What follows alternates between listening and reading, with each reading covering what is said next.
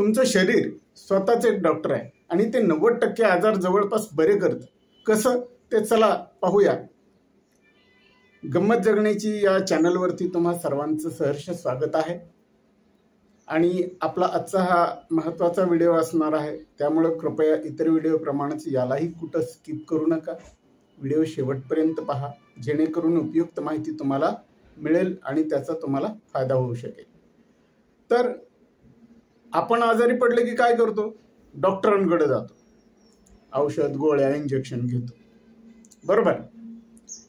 तुम्हाला माहिती आहे का, ही औषध गोळ्या इंजेक्शन जे आहेत हे आपल्या शरीरातील पांढऱ्या पेशींना फक्त कित्येक किंवा प्रत्येक रोगाशी लढण्यास सपोर्ट करत असतात. पण बऱ्याच लोकांना हे माहितीच नाही की या पांढऱ्या पेशींना बऱ्याच वेळेला सपोर्टची गरजच नसते. ते स्वतःहून लढायला खंबीर असतात.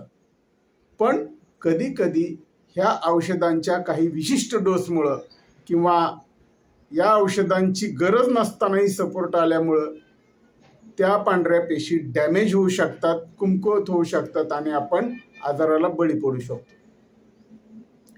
आजारीच नाही पडलं तर आजाराशी लढायचा संबंधच येणार नाही. पण तरी चला गृहीत धरा की आपण आजारी पडलो आणि आपल्याला आजाराशी लढायचं आहे, तर तुमचं शरीर स्वतः या प्रत्येक आजाराशी लढत राहणार आहे, लक्षात राहू दे. आणि ह्या शरीराची लढाई ही थोडीशी वेगळ्या पद्धतीची असते.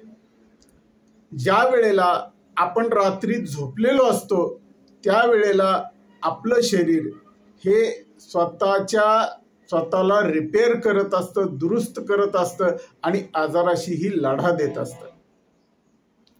आपल्या पांढऱ्या पेशी कमकुवत होऊ नयेत यासाठी आपण स्वतः विशेष प्रयत्न करणं गरजेचं असतं.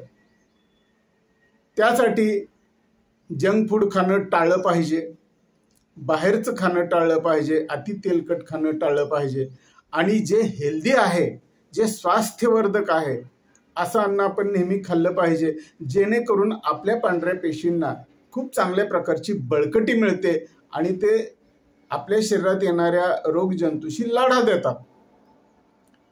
आता ह्या पांढऱ्या पेशी रोगजंतूशी लढा देत असताना आपण काही काळ वाट बघणं देखील गरजेचं असतं. पण काय होतं की आपण आजारी पडलो की लगेचच बरं व्हायचं असतं, तातडीनं आपल्याला रिझल्ट पाहिजे असतो. म्हणून आपण ज्या औषधांचे साईड इफेक्ट्स होतात अशी औषध घेतो. मित्रांनो, मला फक्त एकच म्हणायचं आहे, औषध घ्यायला माझी हरकत नाही, पण अशीच औषधं नेहमी घ्या की ज्याचे साईड इफेक्ट होणार नाहीत. आणि अशी औषध तुम्हाला आयुर्वेद आणि होमिओपॅथीमध्ये सापडतील. आता बऱ्याच जणांचा असा एक गैरसमज आहे, अशी एक अफवा आहे की होमिओपॅथी औषधांचा त्याचप्रमाणे आयुर्वेदिक औषधांचा परिणाम लवकर होत नाही आणि या औषधाची गुण लवकर येत नाहीत. तर ही साफ चुकीची गोष्ट आहे.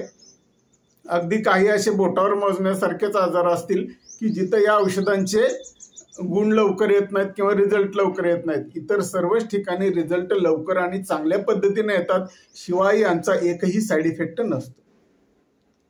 आता जर शरीरात आजारच नको असतील तर मगाशी मी सांगितल्याप्रमाणे पौष्टिक अन्न तुम्ही दररोज घेतलं पाहिजे.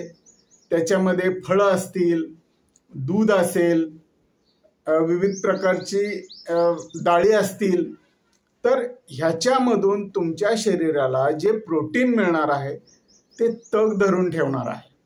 याच्यासाठी दररोज एक साधा उपाय मी तुम्हाला सांगतो. 2 केळी, 4 खजूर आणि 2 बदाम याचं मिक्सरमध्ये मिश्रण करून त्याच्यामध्ये अर्धा ग्लास दूध टाकून जरी तुम्ही ते पिलात तरी तुमच्या शरीरासाठी या गोष्टीचा खूप मोठा फायदा होतो. आपण काय करतो, बाहेर गेलं की चहा पिणं, जंक फूड खाणं अशा सवयी लवकर टाळू शकत नाही. त्याचप्रमाणे काही लोकांना मद्यपान करणं, धूम्रपान करणं अशा देखील सवयी असतात आणि एक स्टेटस सिम्बॉल म्हणून या सवयी जपल्या जातात. ही सगळ्यात मोठी दुर्दैवाची गोष्ट आहे. असं कुठलंही स्टेटस सिम्बॉल नसतं की जे वाईट गोष्टीपासून सुरू होतं. चांगल्या गोष्टीचेही स्टेटस तुम्ही करू शकता. तुमचा चांगला बॉडी बनवलेला फोटो तुम्ही तुमच्या स्टेटसला ठेवू शकता, काय वाईट आहे? त्याचप्रमाणे तुम्ही एखादं चांगलं काही काम केलेलं असेल तर त्या कामाचे स्टेटस तुम्ही ठेवू शकता. अगदी सिगारेट ओढताना, तंबाखू खातानाच तुम्ही स्टेटस ठेवले पाहिजेत किंवा त्या पद्धतीनं राहिलं पाहिजे असं थोडीच आहे. तर मित्रांनो, माझा सांगायचा मुद्दा एवढाच आहे की जर तुम्ही कधीही आजारी पडलात तर आधी आजार कुठल्या गोष्टीमुळे झाला आहे त्या गोष्टीचं कारण शोधा. कधी कधी काय होतं, आपल्याला ताप येतो, पण बऱ्याचशा लोकांना हे माहितीच नाही की ताप काय येतो. तर ज्या वेळेला पांढऱ्या पेशी रोगजंतूशी मोठ्या प्रमाणात लढत असतात त्यावेळेला सुद्धा ताप येतो. हे तुम्ही गुगलवर सर्च करून देखील बघू शकता. त्यामुळं आपल्याला आपल्या शरीराबद्दल, आपल्या आजाराबद्दल एकदम चांगल्या प्रकारची माहिती असणं गरजेचं आहे. त्याचप्रमाणे जे तुम्ही औषध किंवा गोळ्या घेता त्याचे जर साईड इफेक्ट्स होणार असतील तर ते साईड इफेक्ट्स काय आहेत, किती काळ राहतील याचंही परीक्षण करणं गरजेचं आहे. फक्त उठलं की सुटलं, गेला डॉक्टरकडे, घेतल्या मेडिकलमधून औषध गोळ्या आणि खाल्ल्या असं व्हायला नको. ज्या गोळ्या तुम्ही घेताय, जे औषध तुम्ही घेताय, तर त्या औषधातलं किती टक्के औषध त्या आजारावरती प्रभावी ठरणार आहे आणि किती टक्के औषध आपल्या बाकीच्या शरीराला डॅमेज करणार आहे हे पण तुम्ही बघा. हे एवढं कळकळीनं सांगण्याचं कारण हेच आहे, जर वारंवार तुम्हाला साईड इफेक्ट्स होत राहिले तर कदाचित भविष्यामध्ये तुम्हाला एखाद्या मोठ्या आजाराला सामोरं जावं लागेल, जे की शरीर स्वतः सुद्धा नीट करू शकणार नाही. तर अशी वेळ येऊ नये याच्यासाठी तुम्ही आपल्या शरीरामध्ये काय आजार आहे, तो कशामुळे झालेला आहे आणि त्याला कुठल्या प्रकारचा चांगला उपाय आपल्याला करता येईल याविषयी विचार केला पाहिजे. आता बघा, काही काही गोष्टी अशा असतात की आपण वर्ण जरी एकदम चांगलं तंदुरुस्त दिसत असलो तरी शरीराच्या आतमध्ये तो आजार आपल्याला पोखरायला सुरुवात करत असतो. तर यासाठी आपल्याला दररोज सकाळी उठल्यानंतर तुळशीची 4 पानं जर खाता आली तर एकदम उत्तम.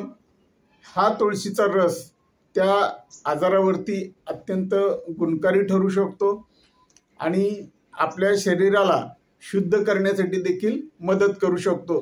तीच गोष्ट आहे आवळ्याच्या रसाची. तर आवळ्याच्या रसाची बाटली तुम्हाला मिळेल. अगदी उपाशी पोटी तुम्ही जर कोमट पाण्यामध्ये 1 टोपण किंवा 1 चमचा तो आवळ्याचा रस घेतलास तरी देखील तुमचं शरीर निरोगी राहण्यास मदत होईल. आणि अजून एक महत्त्वाची गोष्ट मला तुम्हाला सांगायची आहे, जे तुम्ही खाद्य खात आहात ते तुम्हाला पचलं पाहिजे. जर खाद्य पचत नसेल तर त्या केवळ अपचनाच्या गोष्टीमुळे अनेक आजार उद्भवू शकतात. त्यामुळे तुमची पाचन क्रिया चांगली पाहिजे आणि पाचन क्रियेसाठी हा आवळ्याचा रस तुम्हाला अत्यंत चांगली मदत करेल. सकाळी उठल्या उठल्या रिकाम्या पोटी 1 टोपण आवळा कोमट पाण्यामध्ये घ्यायला तुम्हाला काहीच अडचण नाही. त्याच्यानंतर दिवसभरामध्ये मी मागच्या व्हिडिओमध्ये सुद्धा तुम्हाला सांगितलेलं आहे की हलका फुलका व्यायाम करा. व्यायाम केल्यानं तुमच्या शरीरामध्ये एक चांगल्या प्रकारची ऊर्जा निर्माण होते, जी की तुम्हाला दिवसभर तरतरीत ठेवते. अगदी थोडा वेळ का होईना, 10-15 मिनिटं का होईना, पण तुम्ही व्यायाम केला पाहिजे. व्यायामाचं फार मोठं महत्त्व आहे. आणि त्याचप्रमाणे शक्य झालं तर प्राणायाम देखील करा. प्राणायामचे सुद्धा खूप मोठे फायदे आहेत. तर अशा प्रकारे तुम्ही स्वतःचा आजार ओळखायला शिका, त्याच्यावरती मात करायला शिका. फक्त मला वेळच नाही, माझ्या पाठीमागं खूप काम आहेत, खूप घाई गडबड आहे म्हणून पटकन फक्त आपलं शरीर डॉक्टरच्या किंवा औषध गोळ्यांच्या हवाली करण्या अगोदर ते शरीर सुस्थितीत कसं ठेवता येईल हे आपल्याला स्वतःला कळलंच पाहिजे. आणि त्यासाठीचे जे पण तुम्हाला बिना साईड इफेक्टचे उपाय किंवा उपचार सुचतील ते अवश्य तुम्ही करा. आणि स्वतःची तब्येत निरोगी ठेवा, निरोगी जीवन जगा, चिंतामुक्त जीवन जगा आणि दररोज पौष्टिक अन्न आहारामध्ये घ्या. तर आजच्या व्हिडिओतली माहिती तुम्हाला कशी वाटली आम्हाला कमेंट्सद्वारे नक्की कळवा. चॅनलला अद्यापही सबस्क्राईब केलेलं नसेल तर चॅनलला तात्काळ सबस्क्राईब करा आणि भेटूया आपण पुढच्या नवीन व्हिडिओमध्ये. तोपर्यंत नमस्कार, धन्यवाद.